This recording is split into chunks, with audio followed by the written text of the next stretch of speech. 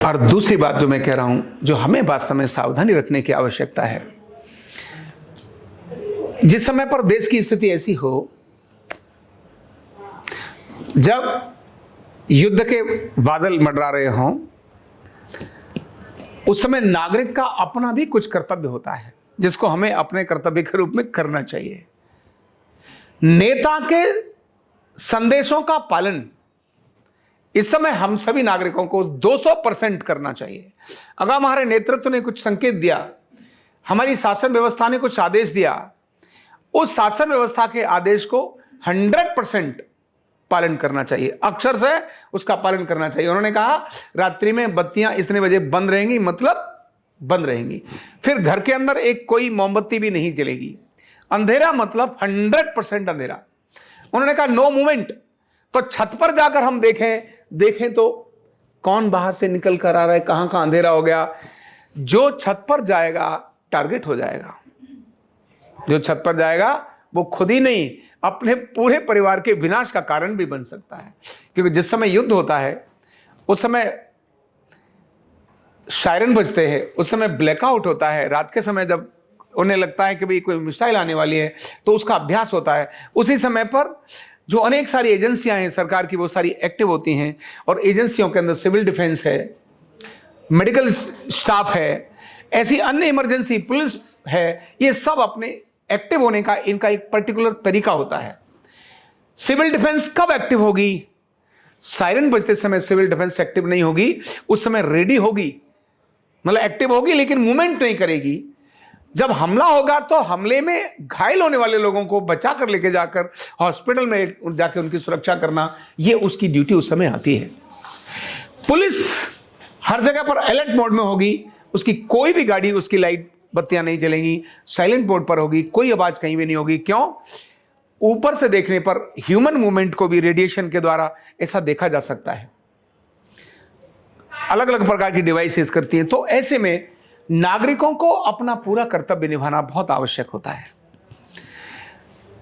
सेना लड़ रही है, लेकिन नागरिक अगर साथ में अपनी भूमिका ठीक निभा रहे हैं तो उस समय दुश्मन को कोई भी मौका नहीं मिलता अपनी गलती, हमारी अपनी गलती पर वार करने का। तो ऐसे में पूरे प्रशासन की बातों को ध्यान में रखना। नंबर 2, अफवाहों से सावधान रहना। इस समय पर अफवाहें बहुत कॉमन चलती हैं। सोशल मीडिया भी बड़ा एक्टिव होता है। तो ऐसे में सोशल मीडिया पर अनावश्यक पोस्ट न डालना और न शेयर करना।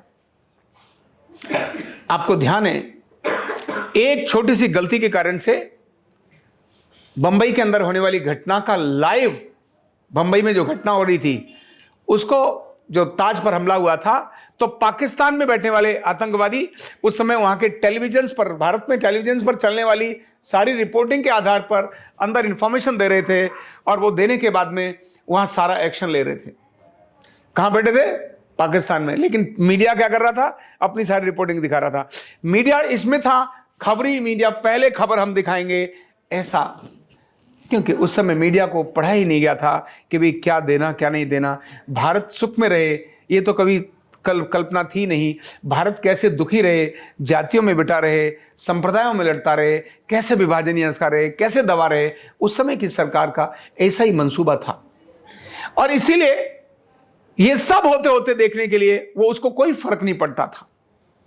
हो रहा है तो हो रहा है। लेकिन अब वक्त बदल गया। आज एआई के माध्यम से, बाकी सबके माध्यम से बहुत अलर्टनेस बढ़ी है।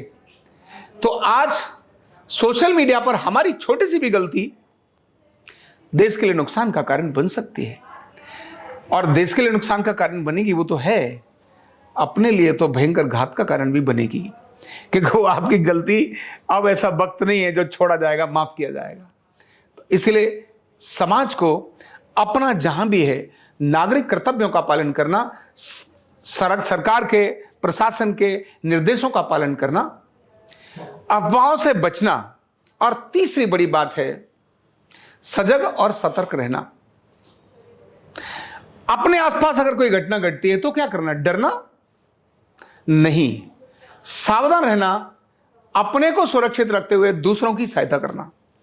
अपने को सुरक्षित रखते हुए दूसरों की सहायता करना। जहां भी प्रशासन को जैसी जरूरत पड़े, मान लो ब्लड की जरूरत पड़े, तो ब्लड देने के लिए एक नहीं सैकड़ों हजारों लोग एकदम खड़े हो जाएं, हम तैयार हैं, हमारा ब्लड लीजिए, कि जितना चाहिए उतना ब्लड लीजिए, कोई दिक्कत नहीं है, खून देने के लिए तैयार हैं। अगर आवश्यकता पड़ती है कहीं किसी प्रकार के काम करने की, तो उसके लिए भी इस समय पर युवकों को और युवतियों को एकदम रेडी रहने की आवश्यकता होती है। कोई सूचना देगा इसकी आवश्यकता नहीं, पता होने पर भी, जैसे रेल दुर्घटना होती है तो तुरंत अच्छे लोग वहां पहुंचते हैं, वहां जाकर उनसे निकालते हैं। कुछ गंदे लोग भी होते हैं, जो अच्छे लोग जो जानों को बचा रहे हैं, उस गंदे लोग कभी कभी जेब में से सामान निकालने का भी काम करते हैं।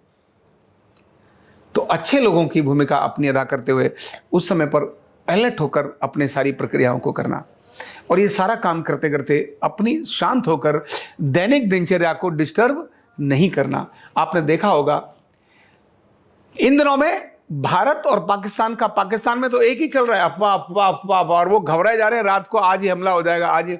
पिछले 12-13 दिनों से वो इस संकट में, इस टेंशन में, कभी तक भारत ने हमला किया क्यों नहीं? वो तो रोज उनका बीपी हाई हो रहा है, और ये बीपी हाई उनके विभाजन का बहुत बड़ा कारण बनेगा। तभी मैंने कहा हो सकता है बिना बम मारे ही पाकिस्तान का विभाजन हो जाए, उसके टुकड़े हो जाए, बिना बम मारे, बिना एक भी कुछ किए, अपने आप में ही खत्म हो जाए, ये भी संभावना है।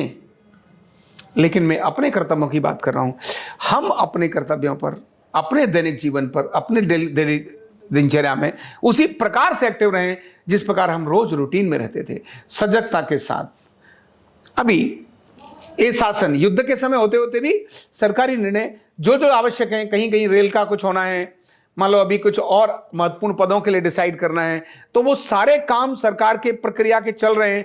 युद्ध की जिम्मेदारी जिनकी है उनको कह दिया है तुम फ्री हैंड काम करो, लेकिन बाकी सारे कामों को सब लोगों को बोला नहीं, तुम इधर मत उलझना, तुम्हारा जो काम है देश की प्रगति का।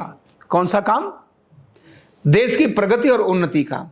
तो बाकी सारा नागरिक, पूरा देश जिसका काम युद्ध में भूमिका नहीं है, उसे अपनी प्रगति पर फोकस करना चाहिए, उसको देश की प्रगति पर फोकस करना चाहिए, उसको उसी तरह मेहनत करनी चाहिए। क्यों?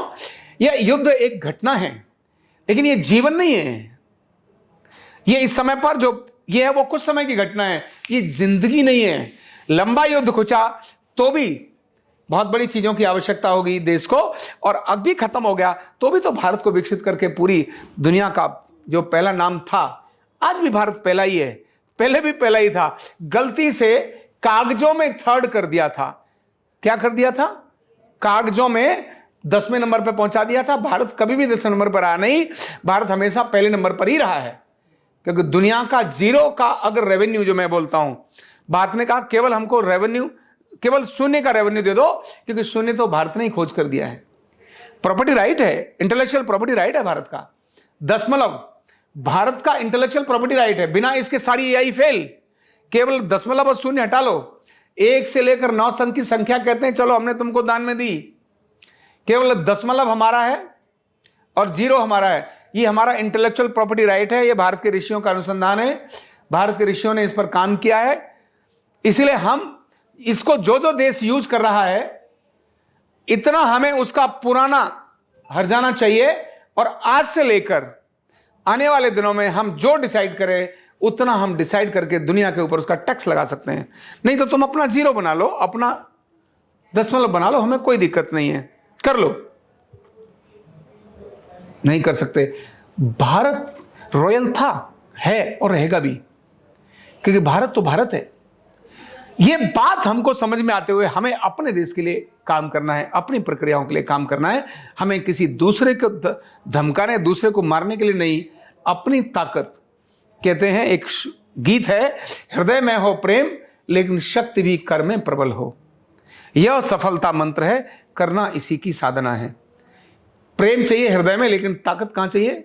बाजुओं के अंदर चाहिए।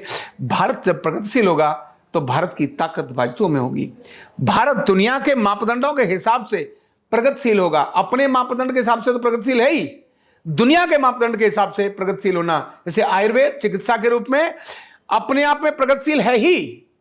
केवल नाड़ी देख करके व्यक्ति के बारे में सारा कुछ बताया जा सकता है, एमआरआई स्कैन की जरूरत नहीं। लेकिन फिर भी उनके मापदंडों के हिसाब से भी उनको बताना ये भी जरूरी है। अर्धनारीश्वर चिकित्सा न्यूरोथेरेपी ये अपने आप में प्रगतिशील है ही। व्यक्ति के डिसऑर्डर और डिसीज को ठीक करने के लिए डिसबैलेंस को केवल बैलेंस करने की आवश्यकता होती है। अनेक सारे डिसऑर्डर और डिसीज अपने आप ठीक हो जाते हैं, ये है ही। लेकिन फिर भी हमें उनके हिसाब से उनको बताने की आवश्यकता है। तुम्हारे मापदंड हमारे को नापने में बहुत छोटे पड़ते हैं, बड़े मापदंड लेकर आओ। इसको क्या नापोगे तुम? कौन सी नाड़ी को, हमारी 72,000 नाड़ियों में कौन सी नाड़ी को तुम नापोगे? टेस्ट करके दिखाओ। तुम नर्व तो नाप सकते हो, नाड़ी नहीं नाप सकते, क्योंकि वह भौतिक है। तो हम हैं ही, तो हमें अपनी इस प्रगतिशीलता पर काम करना है। ये प्रगति हमारी है। हमारे दैनिक जो काम है उसके अंदर हमें और अधिक पावर के साथ काम करना है। ढीले ढाले होकर के काम नहीं करना। आज हम टीवी देखेंगे, देखिए कहां पर बम फूटी, अरे तुम्हारा गोली ने टीवी देखेंगे। तुम केवल सूचनाओं को देखो। सरकार जब सूचना देती है तो टेलीविजन के माध्यम से नहीं देती, टेलीविजन के माध्यम से अफवाहें भी आ सकती हैं। सरकार के सूचना देने के अनेक सारे तंत्र हैं। आपके मैसेज आएंगे आपके फोन पर। डायरेक्ट सरकार जब बात करती है तो वो डायरेक्ट होती है। फेक कॉल आकर तो बहुत सारे लोग बात कर ही लेते हैं। तो इसलिए केवल मीडिया पर ध्यान न देते हुए अपने काम पर ध्यान देना, ये आज का समय है। यानी यह एक घटना भारत को वर्तमान में चौथे पायदान से दूसरे पायदान पर और पहले पायदान पर लाने का कारण बने। यह जिम्मेदारी, यह कर्तव्य हम सभी भारत के नागरिकों का है। हमें इसको ध्यान में रख करके अपने आने वाले दिनों के अंदर अपनी मेहनत को, अपने पराक्रम को और अधिक बढ़ाना है। किसी प्रकार के दाएं बाएं की चीज़ों में बिना उलझते हुए जब हम ऐसा काम करेंगे तो पाकिस्तान नाम का देश भी दुनिया से हट ही जाएगा। वो तो बाई चांस एक नियति का एक परिणाम था जो यहाँ लिखा हुआ मिल गया। भारत के उस समय के नीति निर्धारकों की चूक थी, नासमझी थी, जिनके कारण भारत ने इतने समय तक कष्ट सहा। लेकिन कोई बात नहीं, कभी कभी पीड़ा होती है, पर वो उसका अंत भी होता है। सत्य प्रताड़ित हो सकता है लेकिन पराजित नहीं हो सकता। इसीलिए अपने कर्तव्यों का पालन करते हुए हम आगे बढ़े। बहुत बहुत धन्यवाद। न्यूरोथेरेपी का कंप्लीट कोर्स सीखने के लिए जुड़िए हमारे ऑनलाइन ट्रेनिंग प्रोग्राम से और जानिए करीब 100 बीमारियों का इलाज बिना दवा और बिना मशीन के। इस न्यूरोथेरेपी ऑनलाइन ट्रेनिंग प्रोग्राम से आप घर बैठे बन सकते हैं गवर्नमेंट सर्टिफाइड न्यूरोथेरेपिस्ट। रजिस्ट्रेशन के लिए नीचे दिए गए नंबर पर अभी कॉल करें। और हाँ, हमारे वीडियो को लाइक करना, शेयर करना और चैनल को सब्सक्राइब करना बिल्कुल भी ना भूलें। धन्यवाद।